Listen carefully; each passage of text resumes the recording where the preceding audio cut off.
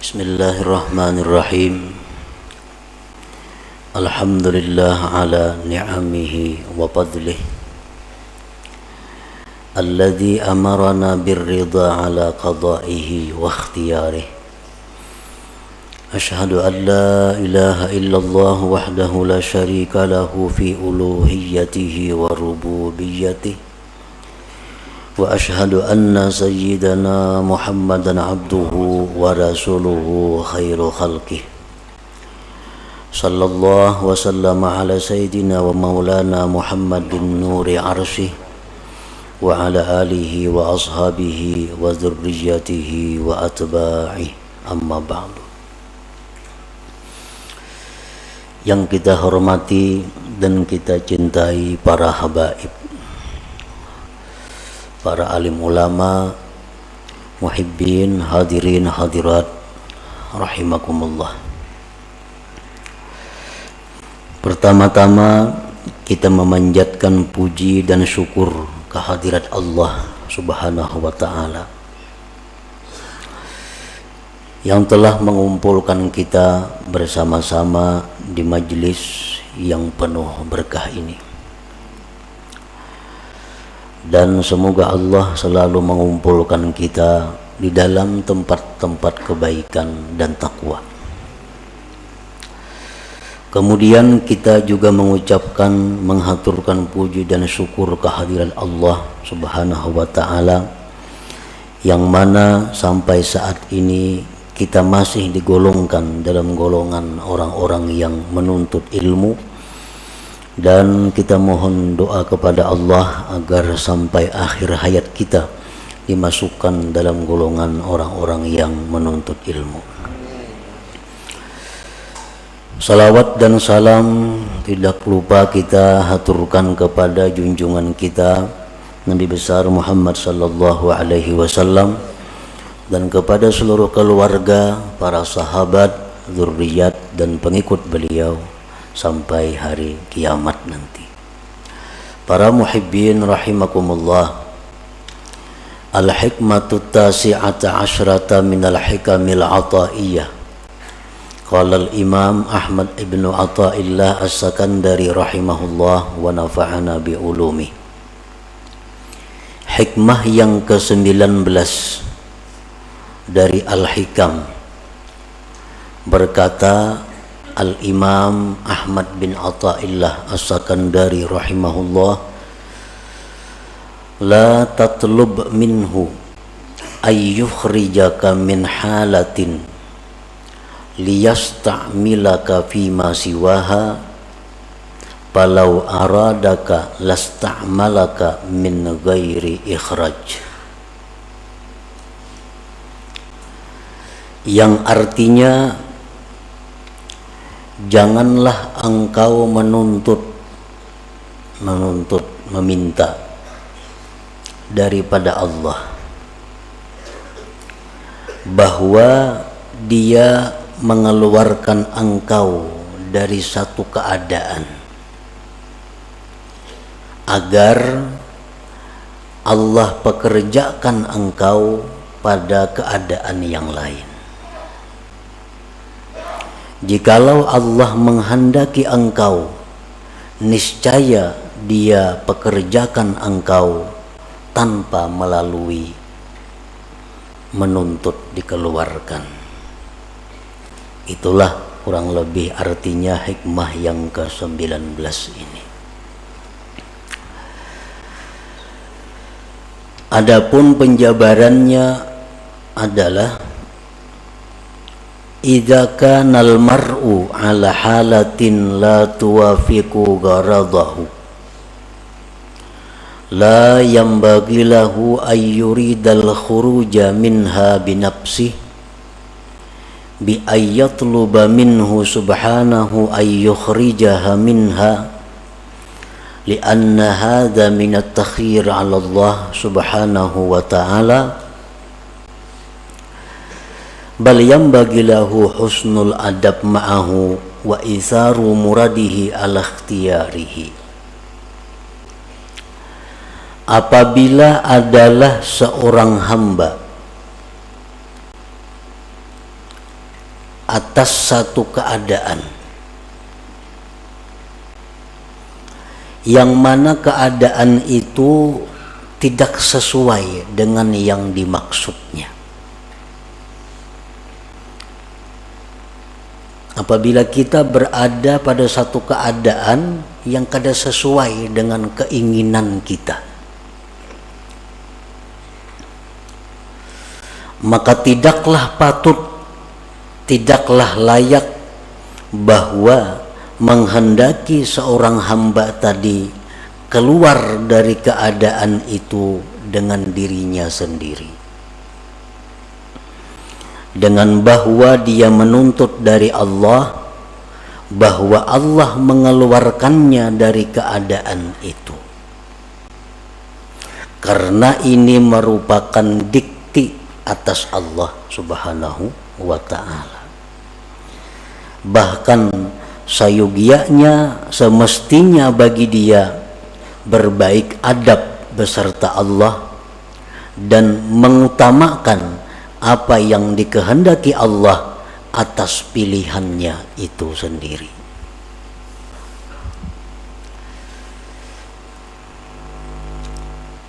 Illa idza kanat haluhu, kecuali apabila keadaannya itu ghaira mardiyyin lillah subhanah, kecuali bila keadaannya itu tidak diridhai oleh Allah. Au aikatan min wazaifihi diniyah wal amali bil a'malis salihah, atau keadaan itu mencegah dia dari tugas-tugas keagamaannya dan beramal dengan amal-amal saleh, maka boleh bagi dia meminta kepada Allah bahwa Allah keluarkan dia dari keadaan yang demikian itu. Fahuwa min alamati ma'rifatil abdi bi rabbih subhanahu wa ta'ala, maka itu merupakan tanda ma'rifatnya seorang hamba dengan Allah subhanahu wa ta'ala. Nah, para muhibbin rahimakumullah, artinya kalau kita berada di suatu kondisi, di suatu keadaan, situasi yang tidak sesuai dengan keinginan kita, maka janganlah kita minta kepada Allah bahwa dipindah dari kondisi keadaan itu kepada keadaan lain. Jangan kita minta kepada Allah bahwa kita ini dipindahkan kepada keadaan yang lain, karena itu namanya adalah mendikti atas Allah. Hendaknya kita menerima keadaan itu dan berbaik adab beserta Allah, dan inilah merupakan pilihan Allah yang dia utamakan daripada pilihannya sendiri. Kecuali bila mana keadaan yang dia alami saat itu keadaan yang tidak diridhai Allah, dia berada dalam situasi yang tidak diridhai Allah, atau di dalam situasi keadaan yang mencegah dia melaksanakan tugas-tugas keagamaan atau beramal amal saleh. Nah, maka boleh baginya minta kepada Allah agar dikeluarkan dari situasi itu kepada keadaan yang lain.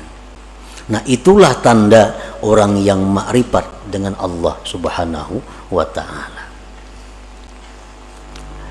Nah, para muhibbin rahimakumullah, secara rinci lagi para ulama menjelaskan, fal arifu billah idza kana a'zab la yatamanna zawaj.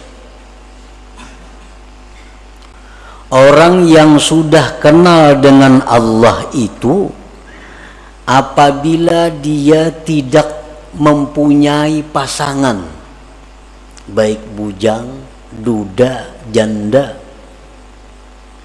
dia tidak minta kepada Allah agar diberi jodoh.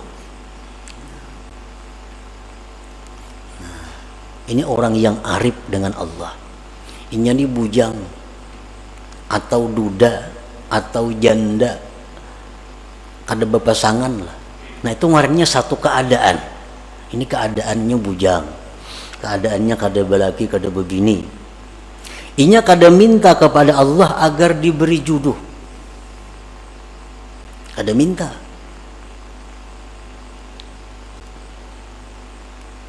Bahkan dia kelola itu keadaan dengan adab yang baik beserta Allah Subhanahu wa ta'ala. Artinya dia terima keadaan itu dengan baik dan dia menganggap inilah sudah pilihan Allah untuk diriku.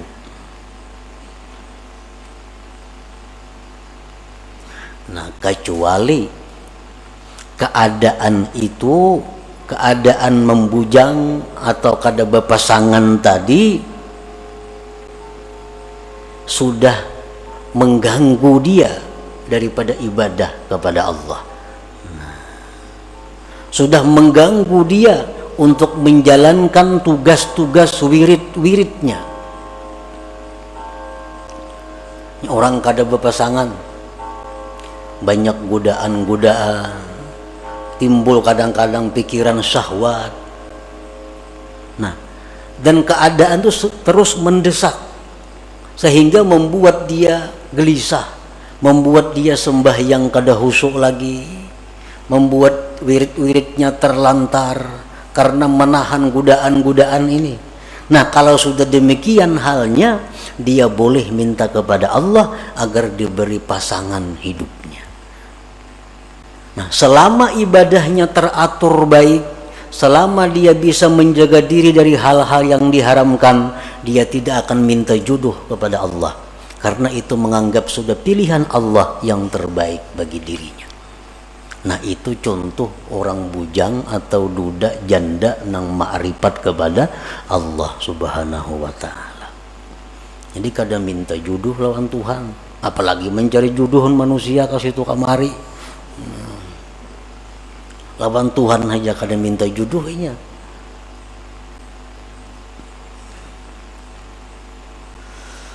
Wa idza kana faqiran la yatamanna al-ghina. Apabila dia dalam keadaan fakir. Nah, ini orang yang arif dengan Allah. Dia fakir. Dia kada akan minta kepada Allah kekayaan. Dia terima kefakiran itu dengan ridha. Dan dia anggap inilah pilihan Allah untukku yang terbaik, aku menjadi orang fakir.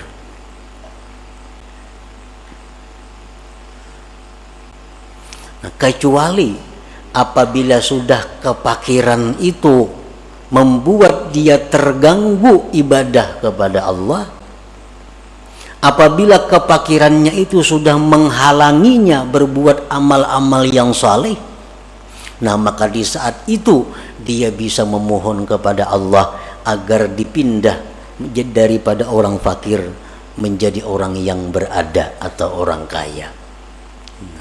Ini sudah fakirnya sudah sulit nih, sudah kada bisa lagi beribadah kepada Allah. Nah, sudah kada kawa lagi melaksanakan wirid-wiridnya, sudah kada bisa lagi menuntut ilmu karena kada berduit. Menuntut ilmu perlu duit. Ini sudah kada berduit lagi, menuntut ilmu kada kawa lagi, pikiran kada karuan, beribadah sudah kada nyaman lagi. Nah, di saat itulah dia boleh mohon kepada Allah agar diberi kecukupan, diberi Allah kekayaan. Selama kefakiran itu tidak menghalangi ibadahnya, selama kefakiran itu tidak menghalangi wirid-wirid agamanya, nah maka di saat itu dia ridha dengan keadaan itu dan tidak minta agar dikayakan oleh Allah Subhanahu wa ta'ala. Wa idza kana maridan la yatamanna sihhah. Apabila dia sakit, dia tidak ingin sihat. Dia tidak ingin sihat. Ini sakit.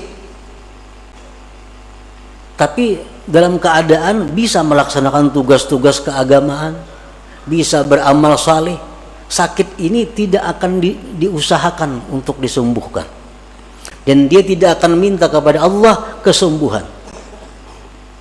Tetapi kalau sakit ini sudah mengganggu, nah tugas-tugas keagamaannya, sakit ini sudah mengganggu wirid-wiridnya, sakit ini sudah mengganggu menuntut ilmunya, nah di saat itulah dia minta kepada Allah kesembuhan dan kesehatan.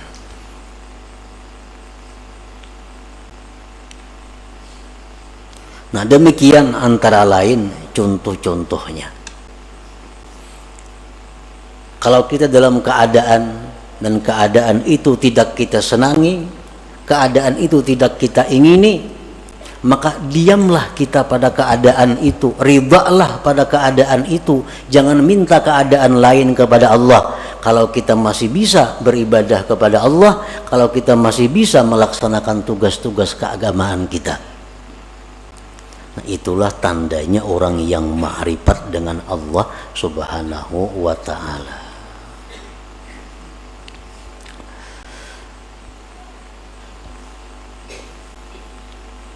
Wa idza kana mutazawwijan la yatamanna al-firaq.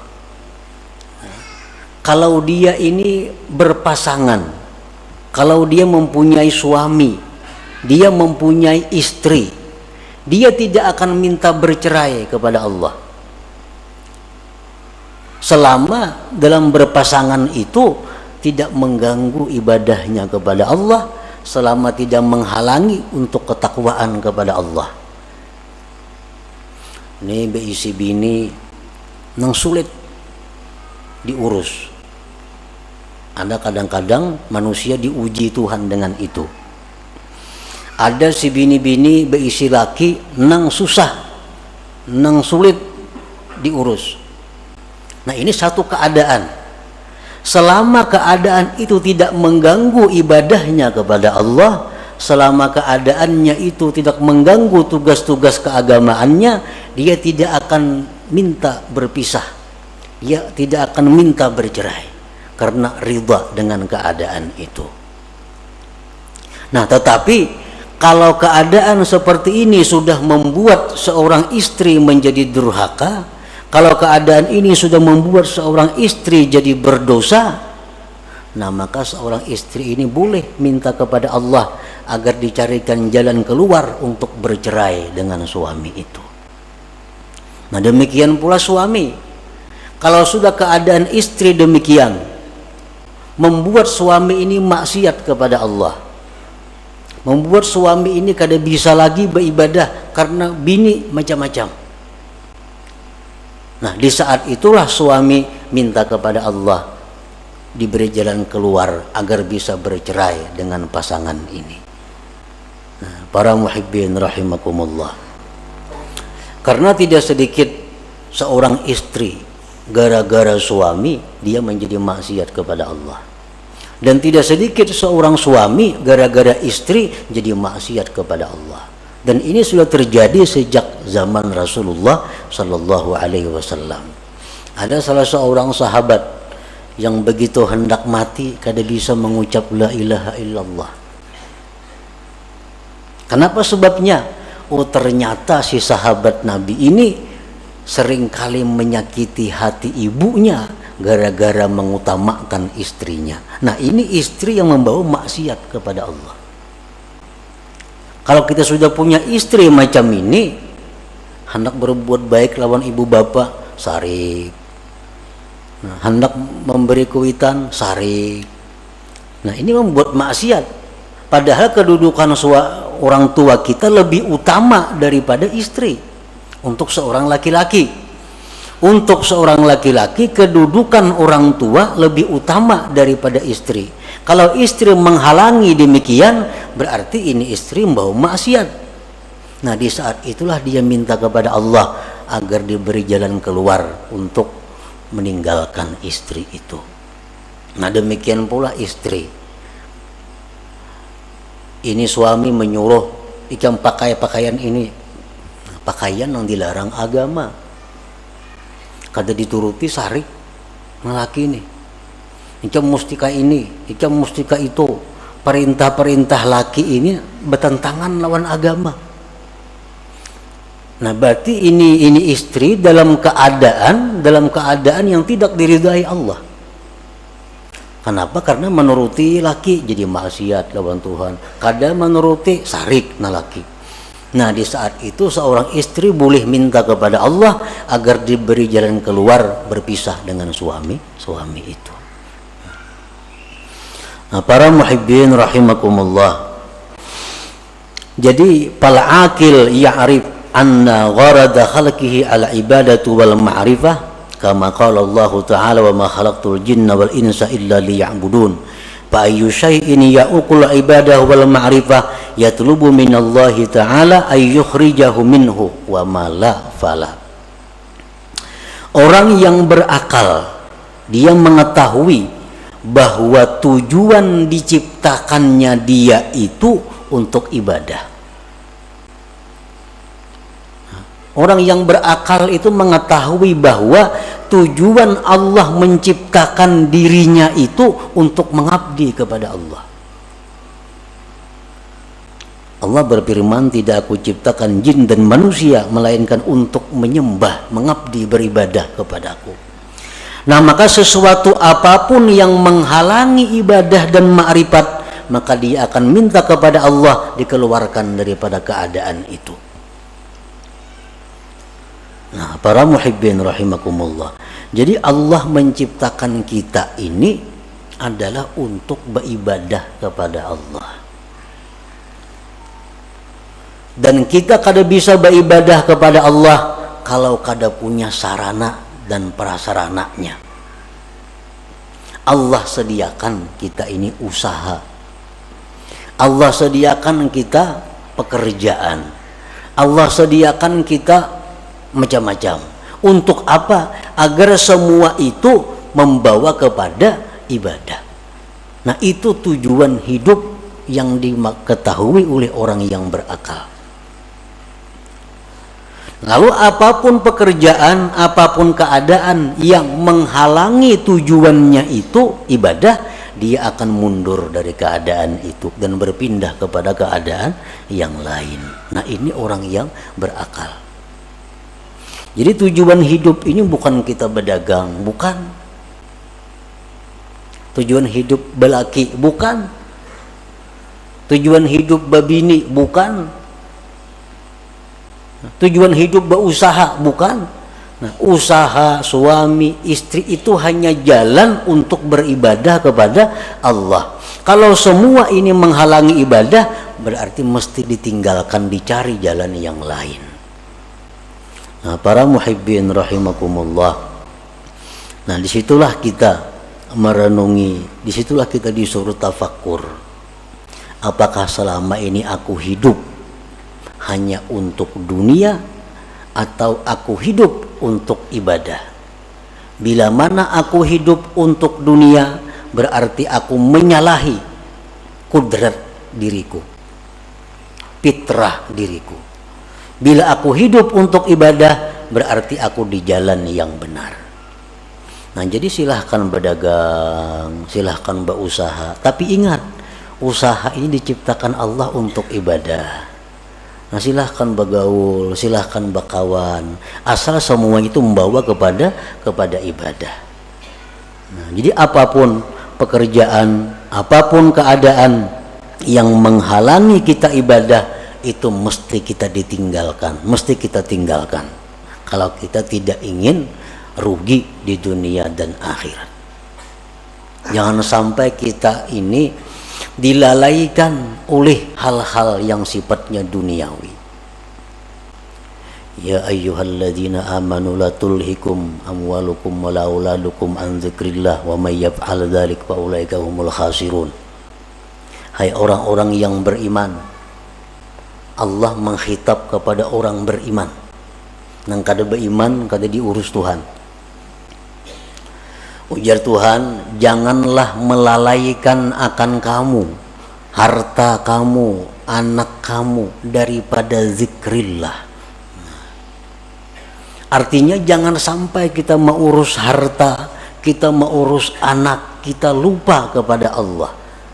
Bila demikian halnya, Allah menyatakan kita rugi.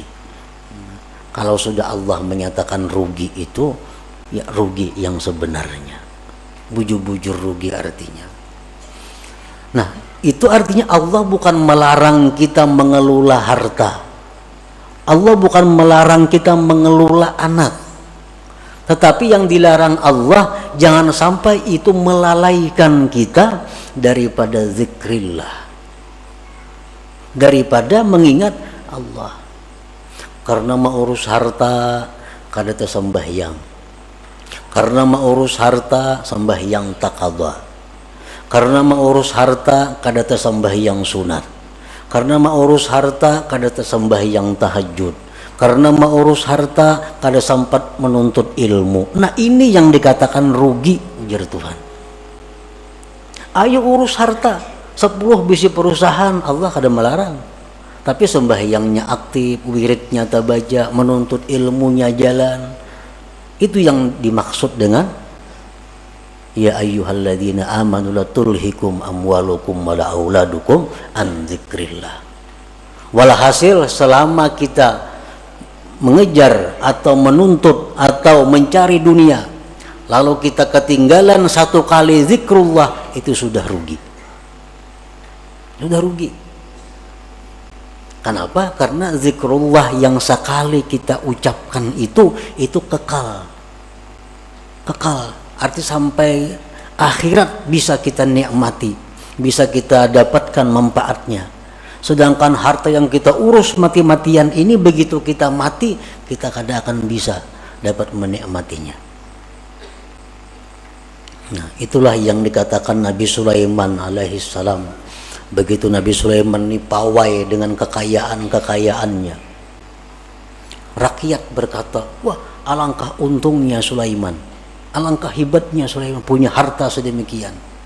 Sulaiman berkata, wahai rakyat, satu kalimat yang kamu ucapkan subhanallah lebih berharga dari semua yang kumiliki ini. Kenapa sebabnya? Karena subhanallah yang kamu ucapkan itu kekal sampai ke akhirat, kau akan bisa menikmatinya. Sedangkan yang kupunya ini adalah akan hilang binasa begitu aku mati.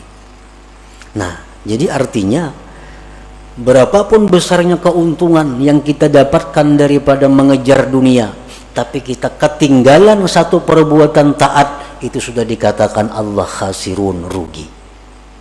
Karena apa? Karena tujuan manusia dicipta untuk taat, bukan untuk mengejar atau mengumpulkan hal-hal yang sifatnya duniawi itu.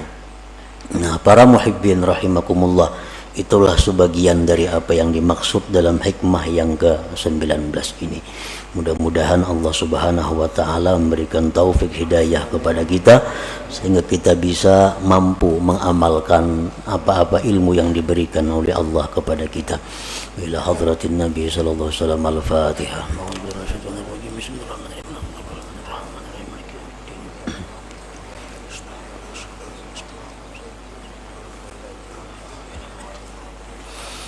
Ya Allah biha, ya Allah biha, ya Allah bihusnil khatimah, ya Allah biha, ya Allah biha, ya Allah bihusnil khatimah, ya Allah biha, ya Allah biha, ya Allah bihusnil khatim.